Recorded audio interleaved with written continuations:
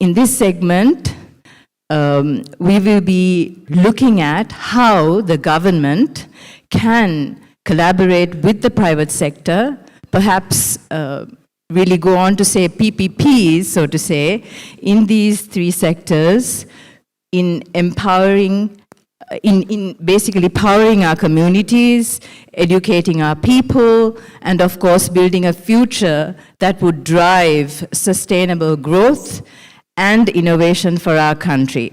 Looking at the energy sector in the Sri Lankan context, this sector boasts the most significant number of PPPs. So many of these PPPs include projects with independent power producers, which the government has collaborated in.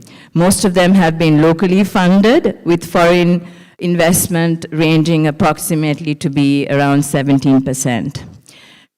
So given this backdrop and the government having announced a renewable energy target of reaching 70% by 2030 and to be carbon neutral by 2050, where do you think, Salia, are the greatest opportunities for PPPs in Sri Lanka's energy sector, being from generation to transmission to distribution, including the grid stabilization? The power sector is the largest economic item in this country in terms of line items on the budget.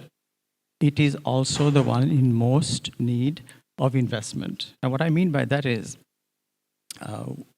not only is there the renewable energy generation requirement, but there's also significant enhancement required to the grid to be able to accommodate the different characteristics of renewable power. This means that not only has the grid got to be extended, it has got to be supplemented by auxiliary services such as storage, which makes renewable energy dispatchable and therefore increases the effective plant load factor for the wind and solar power plants.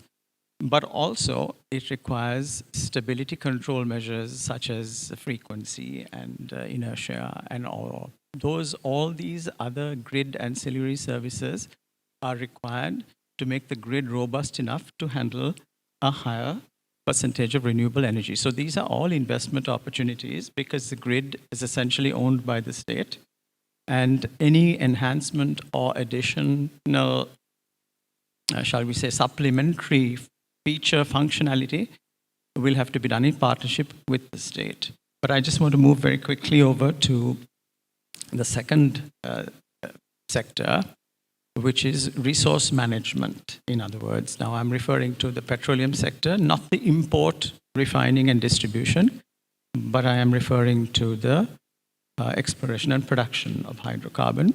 I would like to say that this area of PPP, which is the partnership between state and investor, is very, very mature.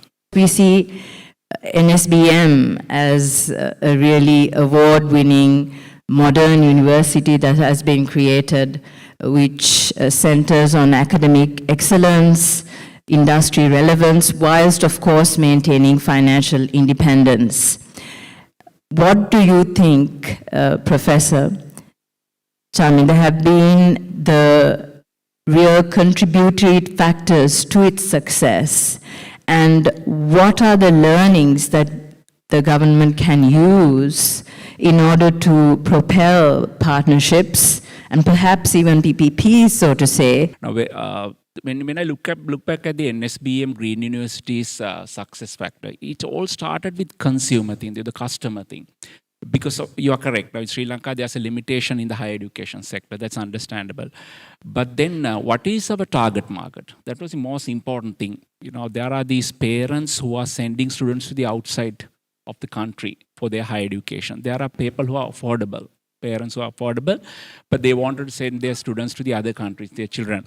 So our main initial market segmentation was very important. rather than trying to grab all these markets. That was the first part, which is very important, where we understood there is a market requirement where they don't have the university opportunities, then they have a spending power, but they are sending it to the other countries. I think the discussions we had earlier on evidence the fact that globally, RITS is being used to finance large-scale infrastructure projects, which is really of paramount interest to the current government.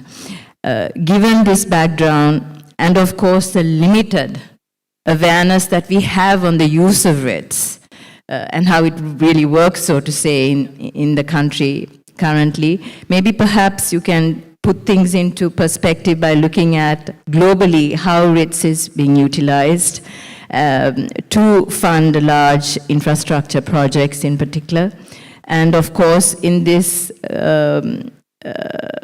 account, also what India in particular has done. It's a pretty efficient way to own commercial real estate, which yields either rental or a hotels which generate regular income. So it's an efficient way to own this. Second, these are listed instruments in the stock exchanges. What that helps is two things. One, it becomes very well regulated compared to, say, private companies which are sort of lesser regulated versus a REIT which is listed in the security market, fully regulated in terms of disclosures, in terms of investors outreach, etc. So that makes it very, from an appetite point of view, very attractive for international investors.